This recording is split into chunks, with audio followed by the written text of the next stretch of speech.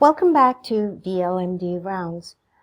In the last episode, we looked at body composition, especially by DEXA, and we determined that it's a good way to stratify or evaluate your cardiometabolic risk, especially in someone with quote-unquote normal weight or a normal BMI.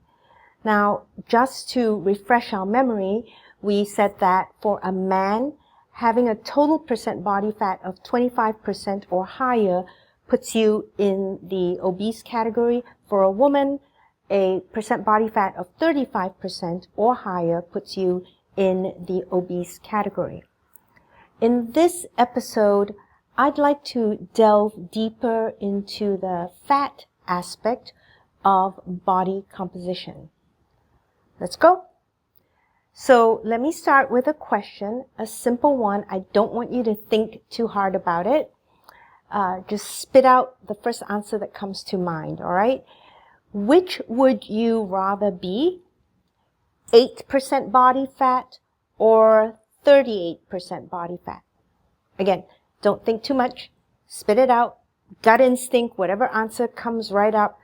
Just say it out loud, 8% or 38% body fat, remembering that if you're a guy, 25% or more puts you in the obese category. If you're a woman, 35% or more puts you in the obese category. Knowing that, which would you rather be, 8% or 38%? And once you have your answer, we're going to park it in some area of your brain that you don't have to use for a little while, and I'll come back to it later. So in my practice, it's a pretty common scenario when I see a patient to have that person bring with him or her someone from their support system. And this could be a family member, a close friend, it could be a spouse or a partner. And invariably, this person will always declare very quickly to me that, oh, I'm just here to support so-and-so. I don't need this. I'm pretty fit. And in fact, I'm a low weight or BMI. And I've been told when I went to my personal trainer that I am 10% body fat. So this is really not for me. And I'm only here to support my friend or my family member. And of course, once we persuade them to get in the DEXA, the story changes pretty quickly. Now, we may have, let's just say, for example, we have someone come in and the supportive friend, and he is, let's say, 27% body fat. Okay, so he's a little bit on the obese side, but his sister, who he's here to support, she has, let's say, 40% body fat. Okay, so at first glance, you might say, well, I think she's worse, you know. He's only 2% off from where he should be, and she's like 5% away, and she is probably worse off. But that's really not the only thing you look at when you assess someone's cardiometabolic risk, okay? You have to look at another component of fat. So when we talk about obesity, there are two components. The first being fat mass. So if you have too much fat mass, as determined by percent body fat, we can calculate out your fat mass that way, then that would put you in the obese category. But the other component of obesity is often ignored, and really I don't hear people discussing it. It really is that we have to ask the question, well, how healthy is your fat? Right? Do you have a lot of sick fat? Do you have a healthy fat? If you have X amount of fat, how much of it is dysfunctional? So that's what we're going to dive into today. So we have a tendency to vilify fat. A lot of people will think, well, if I have too much fat, then I should just avoid eating fat. I should just cut that out from my diet, right? And so people will replace fats, especially healthy animal fats, with ultra-processed carbohydrates. And where has that gotten us? Because we are a society that in general tends to avoid fat.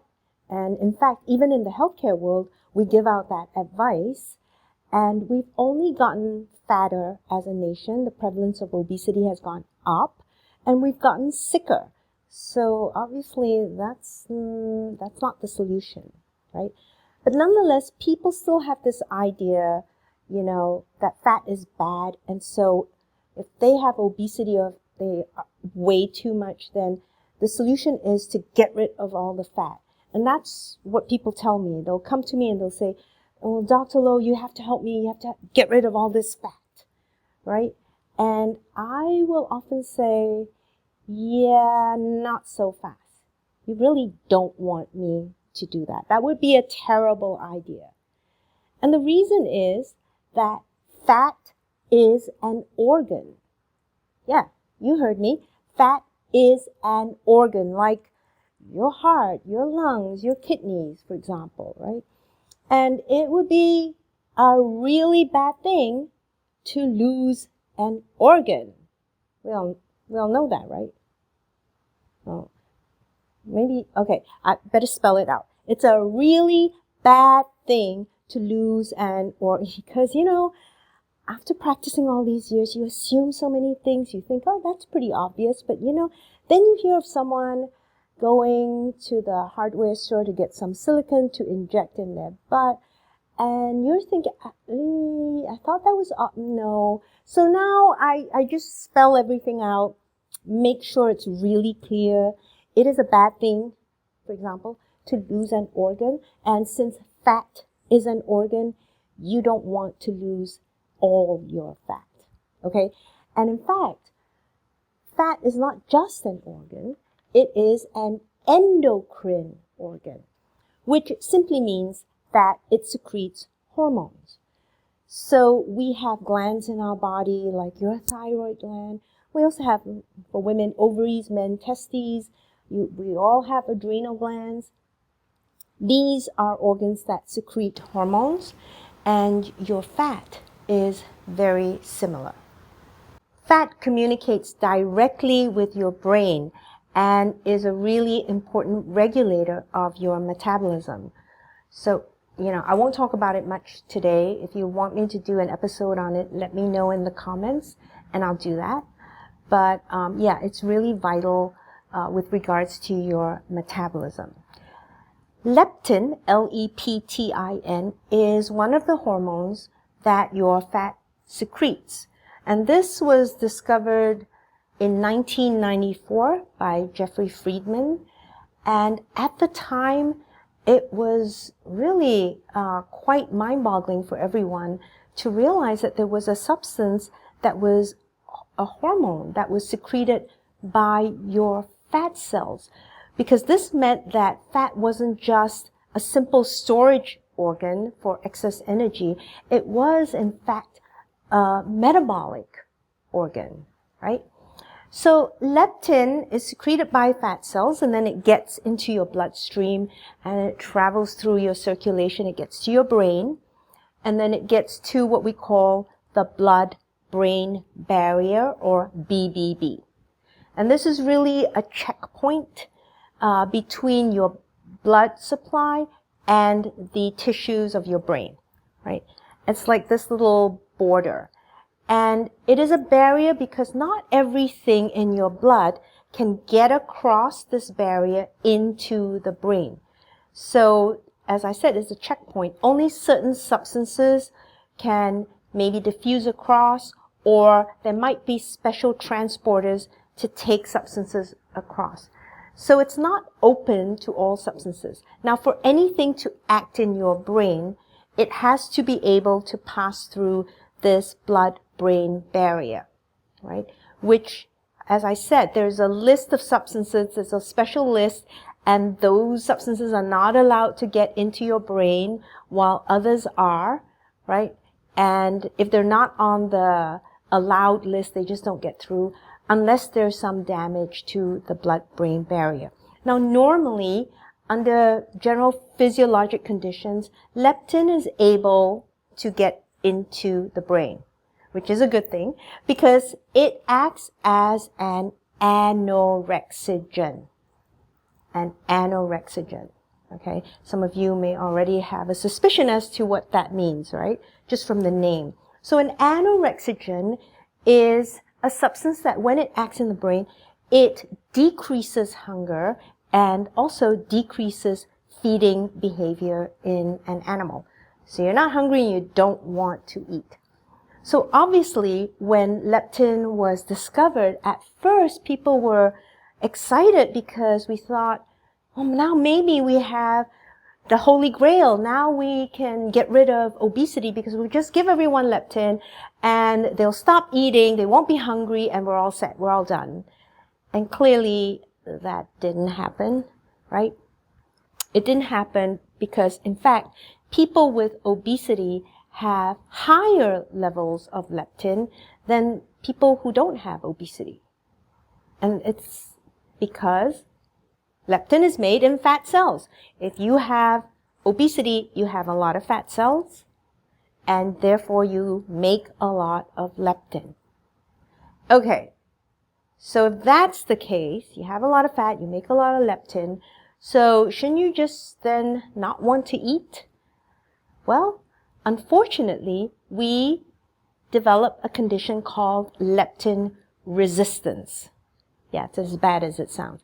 Leptin resistance, which means that your leptin doesn't function normally. It doesn't function as well as it should, and this happens in people with obesity. Very shortly after they discovered leptin, people started doing all kinds of experiments to learn more about it, and they did some parabiosis experiments, and this is where they take different populations of animals, in this case mice, and they connect their blood supply, their circulation, and that way whatever is flowing in the blood supply of one animal is also flowing in the blood supply of the other animal that it's connected to. And they basically found that if they took these mice that were making a lot of leptin and they connected them to lean mice, the lean mice actually starved to death. They stopped eating and then they starved to death. But obese mice, it didn't have an effect on, right? So clearly the leptin wasn't functioning the same way as it was in the lean mice. So we call this leptin resistance. And I don't want to go into it in depth. There are many reasons for it. If you're interested, again, let me know. I could do a whole episode on leptin alone. So that was leptin resistance. And in general, people with obesity have metabolic dysfunction such that their hormones really don't work the way that they should. All right, now we're going to move on and look at some aspects of sick fat. All right, dysfunctional fat. There are two ways that fat cells can grow. One is called hyperplasia. With hyperplastic growth, what happens is that we make more little baby fat cells. So you have a certain amount of fat cells. Yeah, I know. We always hear, you can never make more fat cells. You're just born with, no, you can. All right. We got over that, right? So you can make more baby fat cells. Now, normal fat tissue is really comprised of not just the fat cells, but also this bed in which the cells rest. So we call that the stroma. And the stroma is made up of connective tissue. It holds some immune cells, and it also has the blood supply and nerves, for the fat cells. So normal fat tissue is really the fat cells plus the stroma. So it has to have the fat cells supported by these connective tissue cells, immune cells, blood vessels, and nerves. That's normal fat tissue. And when you make more baby fat cells, then you also make more stroma. So you make more connective tissue along with that. You have signals to make more blood vessels, a process called angiogenesis. And the reason for this is you're going to have more fat cells, then you want to have ample blood supply to supply those new cells, because we have to get nutrients to them. We have to provide oxygen to those cells. So hyperplasia is a good way to grow if you're really going to grow. right? You have baby fat cells. You make also the supporting tissue to support those new cells that have arisen. Another way to grow is called hypertrophy. Okay, when we have hypertrophy, what happens is that instead of making baby cells, new baby cells, we actually just grow bigger. So the existing cells will just swell up, take in more fat droplets, more oils, and then they swell bigger. So their volume increases, but we don't actually have more fat cells. That process is called hypertrophy. It is not associated with the formation of new blood vessels, angiogenesis, like we said before, and we're not really making a lot more supportive tissue for those existing cells. Those cells are just getting bigger. All right, what's the problem with that? Well, if you imagine that you live in a housing development where it was planned that every house, let's say 100 houses in this development, should have 2 bathrooms. So everything was planned accordingly. You get a certain amount of plumbing. We've worked out the sewage system to handle, the 200 bathrooms in these 100 homes. But over time, let's say that the people living there, each person in their homes decides, we're going to secretly add a few bathrooms. My in-laws visit a lot and they use the bathroom, so I really need an extra 1 or 2. Or my kids just moved back in. It would be better if we had more bathrooms. So they secretly, without telling the town, add more bathrooms. So we have not added more plumbing and input to the water supply, supplying these 100 homes, right? And we haven't also kind of worked out more sewage solutions for this added load that we're getting. So you can imagine that this is not going to be very pretty and that it might be a rather stinky situation after some time. First of all, the water pressure, if everyone's adding, a bathroom or 2, the water pressure will start to fall. So you're taking your shower now, it's just drip, drip, drip. Okay? And then you have more sewage piling up because we hadn't planned for more bathrooms, right? Not a good situation. And this is similar when we look at hypertrophy, because here you have the fat cell, it's grown in volume, it's bigger in size, but, we still have the same number of blood vessels coming in and leaving, right? So you can imagine that there are going to be certain areas in the fat cells that are not receiving enough oxygen, not receiving enough nutrients. So if you have a big mass, then probably somewhere in the central areas, right, there's not enough blood supply there, and so we're not going to get enough of the nutrients to those areas. What happens then? Well, simply, if they're not getting enough oxygen and they're not getting nutrients, then they're going to die, right? So we have these cells get into trouble and they eventually die. Again, not a good thing. I know I have to spell it out. Not a good thing. So sometimes it's hard to picture what that might look like, right? These fat cells that are dying. So let me give you a visual. Diabetics often have poor circulation to their digits, right? So to their fingers and their toes. And over time, if those areas are not getting enough blood supply, they don't get enough oxygen, again, they don't get enough nutrients, just like the fat cells, they start to die. They become gangrenous, and so they turn black, and the tissue really just becomes dead scar tissue, and you have to amputate those fingers and toes, right? So essentially, that's what's happening with the fat cells that are dying, because similarly, they're not getting enough oxygen, they're not getting enough nutrients, they start to die, and you have these pockets of gangrene within your fat. Again, not a good thing, just in case anyone was wondering.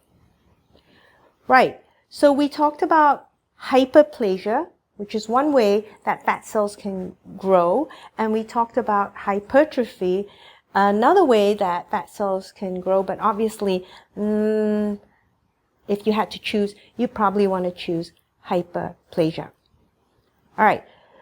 When we talk about fat, we have to also talk about location, location, location. Where is that fat located? Right? And there are two main compartments that we can think of. One is the subcutaneous compartment. Subcutaneous literally means under the skin. So if you can pinch it, right, the muffin tops under the arms, if you can pinch it, that's subcutaneous fat. And then you have another category that we call ectopic fat. Ectopic simply means out of place, from the Greek ektopos. So out of place, fat that's out of place. Simply fat that is where it shouldn't be, like in your organs, in your liver, in your lungs. You shouldn't have fat in your lungs or much in your heart, right? So you don't want fat there. And any fat that's accumulating in those organs, we would call ectopic fat. Not a good thing, in case you were wondering. The main reason for this is that ectopic fat is essentially sick fat. It's dysfunctional. It doesn't work the way it should, and it's in a place where it should never be, right?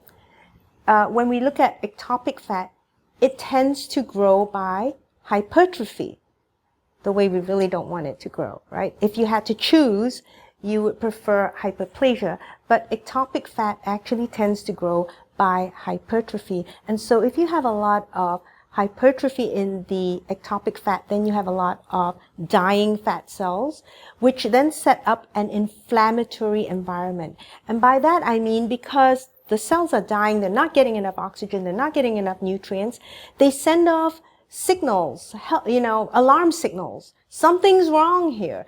And these signals take the form of what we call inflammatory cytokines, or just inflammatory molecules that are messengers to your immune system to rush to that area.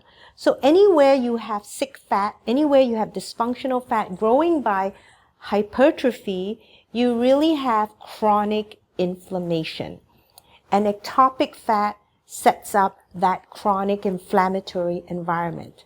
Now, if you have ectopic fat in your liver, for example, then essentially you have a condition called fatty liver.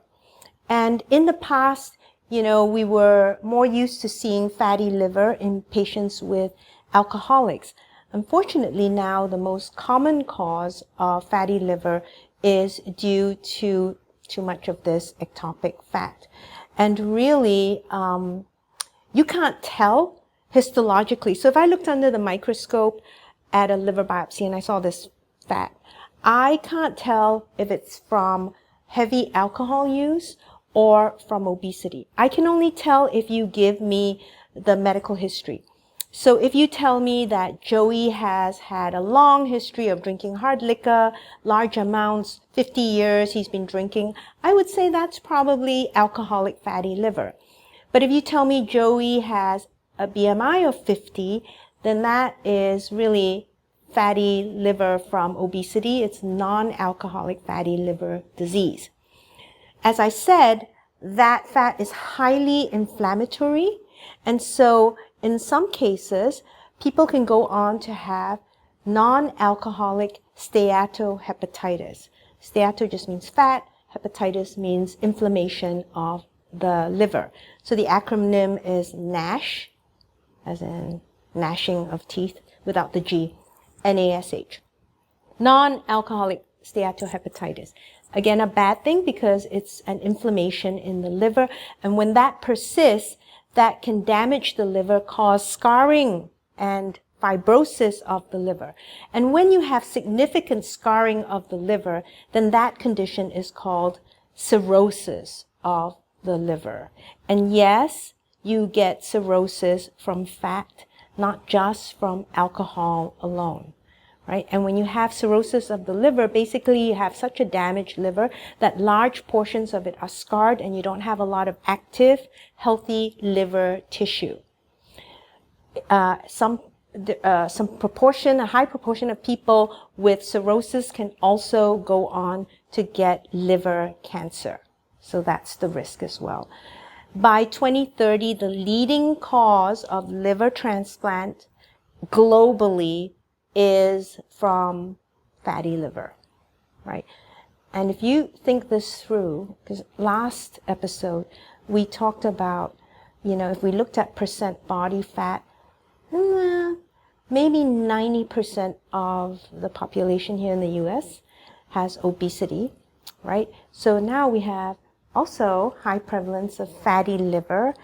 And if you need a liver transplant, yeah, it's probably not easy to find a healthy liver, right? Just saying. Now, if you have ectopic fat in the heart, for example, so we have epicardial fat that's kind of surrounding the heart, and if you have too much of that and you have a lot of, again, inflammation, and you're sending a lot of these inflammatory signals, it's bathing the heart with these toxic irritants. And because it's irritating the heart, it sets up conditions for arrhythmias. So you get irregular heartbeats.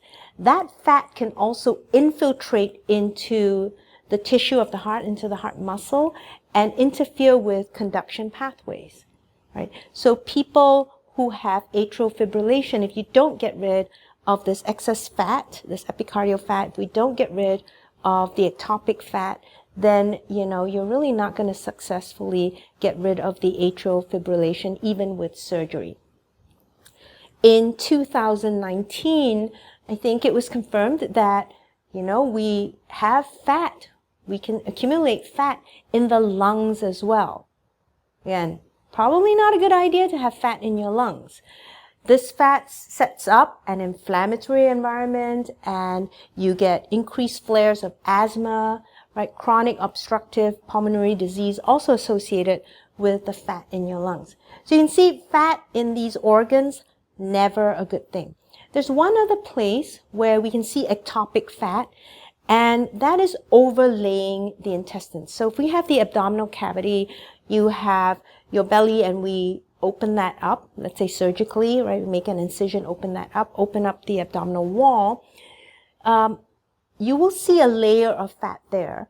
That is not the fat that's under the skin. We have subcutaneous fat we have to cut through. But once we get through the muscle wall, you will find a layer of fat that just lies over the intestines. This is the omentum. It literally is a curtain of fat. And when you have a lot of this fat, we call that visceral adipose tissue, VAT, or visceral fat simply. When you have a lot of that fat, then you basically bathe your whole peritoneal cavity, your whole abdominal cavity with these inflammatory signals, right? So this is much correlated to high risk for cardiometabolic disease. Not a good thing. It's not easy to assess fat in organs. So for example, if you want to know if you have fat in your liver, the gold standard is to do a liver biopsy. But that's not a great thing to have to undergo. It's a pretty chunky needle. They put it in your liver, take out a plug so they can look at that under the microscope. There's a risk for bleeding. Nobody really wants to do biopsy of the liver, and then, nobody wants to go around taking chunks out of different organs. So it's not easy to assess how much ectopic fat you have in those organs. However, if you have a lot of visceral fat, then, that's actually a good sign that you likely have high levels of ectopic fat in organs as well. So usually when I see high visceral fat in a patient, that for me is a proxy for ectopic fat elsewhere in the body, in the liver, in the pancreas, in the kidneys, right? So it gives you an assessment of how much ectopic fat you have. It is in itself, visceral fat, a subset of ectopic fat, but it's a nice sort of proxy of how much total ectopic fat you have. Visceral fat is highly associated with cardiometabolic diseases such as diabetes, high blood pressure, heart disease, strokes, renal disease, for example. And I find that if I'm not able to get the visceral fat down to a safe level, it's really hard then to control the blood pressure, to control the diabetes, right? And really, when patients get to a good level of visceral fat, a low level of visceral fat, is when it is easiest to get them off medications. So that's when I find myself weaning people off insulin and other diabetic medications, for example, or getting them off their high blood pressure medications. So you can see that it's really important to know how much visceral fat a patient has and to follow them to make sure that we're making progress in their treatment plan. Things like kidney disease, chronic renal insufficiency, also related to visceral fat. I see a lot of inflammatory bowel disease, and their prognosis and their flares tend to be associated with high levels of visceral fat. This is especially true in Crohn's disease, right? It's been well documented in Crohn's disease that we see a lot of this creeping fat in the intestines. It's coming probably from the omentum and then creeping actually into the intestines, such that when you see a lot of this creeping fat during surgical exploration, then that actually tells you that the patient has a worse prognosis for their Crohn's. So it really is very important to know, again, how much visceral fat the patient has. Let's talk about cancer, for example. 40% of all cancers globally are really due to obesity. So we're talking about things like colorectal cancer, pancreatic cancer, all the reproductive cancers, so things like endometrial, ovarian, and breast cancer, prostate cancer in men, right? So all of these cancers, not only are they due to obesity, they're highly likely to be correlated to high levels of visceral fat. So if you have a lot of visceral fat, you are at high risk for development of cancer. You are also at high risk for spread or metastases of cancer. There's one study, and I'm going to put that on the website, VLMD Rounds, which showed that women with breast cancer, if they had high levels of visceral fat, then they were much more likely to have spread of the cancer to the lymph nodes. So worse prognosis, obviously, if you have metastases, right? You can see now why it's so important to follow visceral fat. I use it as the main indicator of a patient's cardiometabolic and general health risk. Okay, so my first goal for my patient is to get that visceral fat down to a safe level. That's the number one priority. You know, a lot of times patients or their providers will say to me, well, can we get to this ideal weight, ideal BMI? And I actually could care less. The first thing we do is we have to get that visceral fat, and you can see the urgency now. We have to get the visceral fat down to a safe, acceptable level. Once we do that, then the next thing I focus on is total percent body fat. And I want to get the men below the 25%, and I want to get the women below the 35% body fat. So once we have the visceral fat down, then I go after the total percent body fat. And once we have that in place, then the next thing I focus on is another component of body composition, which would be lean mass. All right, we'll talk about that in a different episode. But I just want to emphasize how you can really use the body composition to stratify risk and to follow progression of disease with patients. And if you don't use that tool, then you miss out on a lot of patients who might be in trouble. Now that we know that the visceral fat is not a good thing, ectopic fat is not a good thing, how then can we assess how much visceral fat we have? There are a number of ways people try to do this. So one is just kind of eyeballing the patient and looking at the shape. So that classic pear shape or gynoid shape that we see in women, where most of the fat tends to be on the hips and also the thighs. So that fat tends to be subcutaneous fat, which is healthier fat than the visceral fat, right? So we could look at that and say, if someone is pear-shaped, then likely they have more subcutaneous fat versus visceral fat. And then if they have central obesity with an apple shape, a lot of times too, you try to pinch that fat and it just is not pinchable, right? Because the fat is not under the skin, it is inside the abdominal cavity. So you could say someone with an apple shape and you can't pinch that fat, that's someone with a lot of visceral fat. It can be deceptive, however, because you can have a patient, and people like to measure waist circumference and go by that. And I say, look, if you don't have any other options, certainly you want to at least get a waist circumference. But it's not very accurate, because you can have someone with a certain amount of inches around the waist, right? But that doesn't necessarily correlate to a certain amount of visceral fat. In fact, you can take people with the same waist circumference, and if you measured them by, if you measured the fat at that level by MRI, for example, you would find that you could have very different deposits of fat at that same waist circumference. So you could have someone with half a liter of visceral fat, but at the same waist circumference, you could have someone with 4 liters of visceral fat. That's a big difference. You wouldn't know it if you just measured the waist. So again, if you have no other choice, yeah, certainly get a waist circumference, but can be very deceptive. Obviously, for me, since I have a DEXA, I look at the DEXA because that does tell you where the fat is. It does compartmentalize the fat for you, which is one of the great things about using the DEXA. So it will tell you how much visceral adipose tissue you have, and you can follow that. If you put someone on a treatment regimen and you want to see whether it's working, then obviously over time you want to see the visceral fat deposits go down. So you can actually, again, sequentially follow someone and measure their visceral fat. So now coming back to the story of the supportive, friend or family member, the brother and sister situation that I mentioned earlier. The brother I told you had maybe 27% body fat. It's a little bit in the obese category.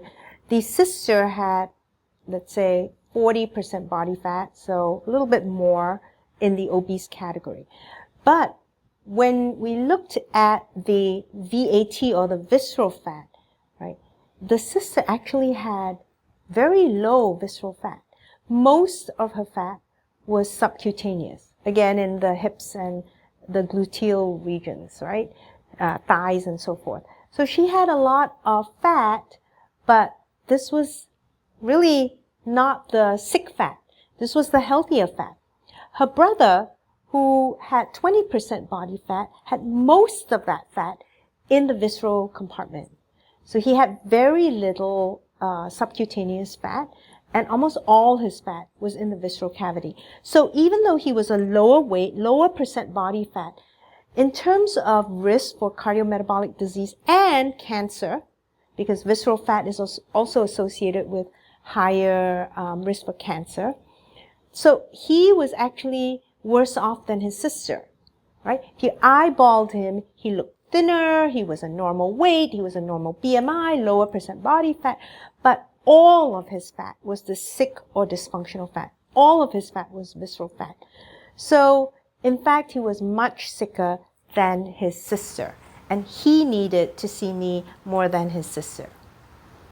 I want to now talk briefly about a condition called lipodystrophy, and this is where you have abnormal storage of fat in your body.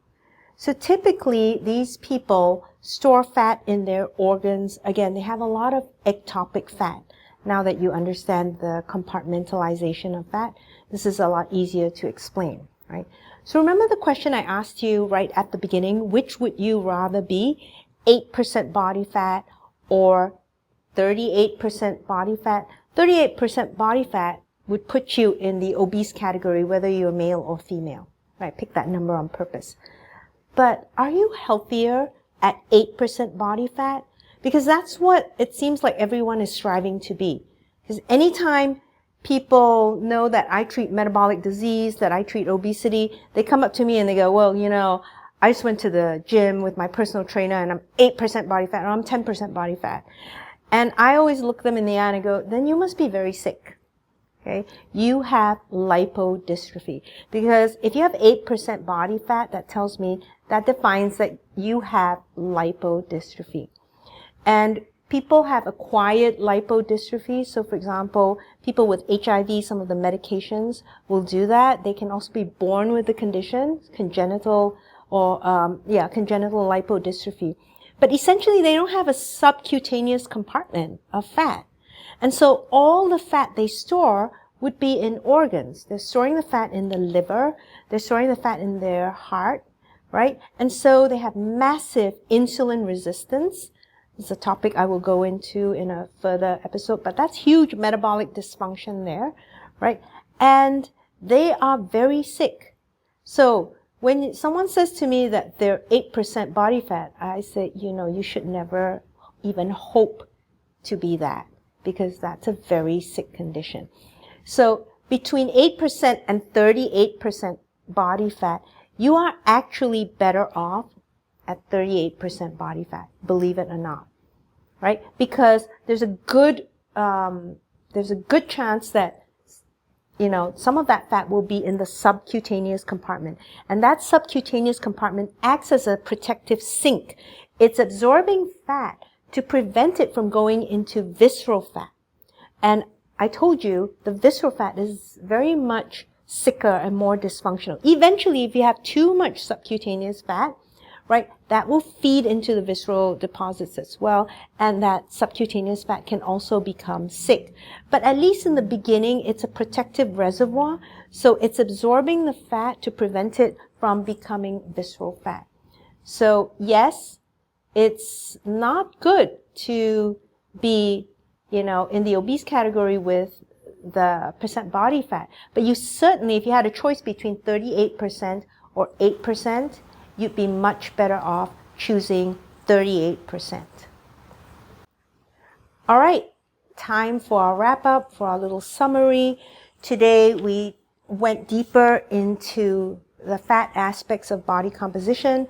We talked about the percent body fat, but we talked also about the compartmentalization of fat, and we differentiated between subcutaneous fat versus ectopic fat, fat that is out of place.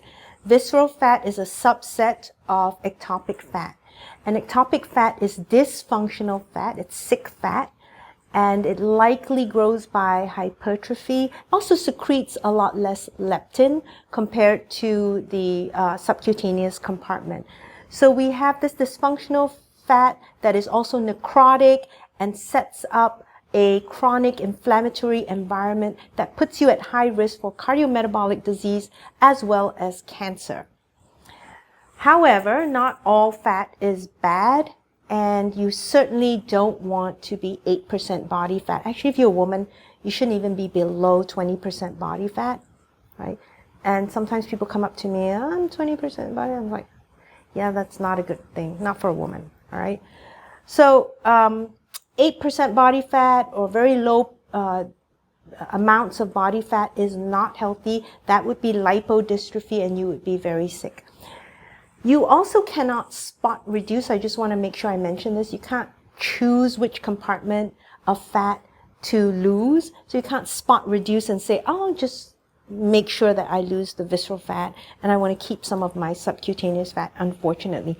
You really just have to focus on decreasing the total percentage body fat. And then generally what I do is I keep following the DEXAs to look to see if that visceral deposit is dropping.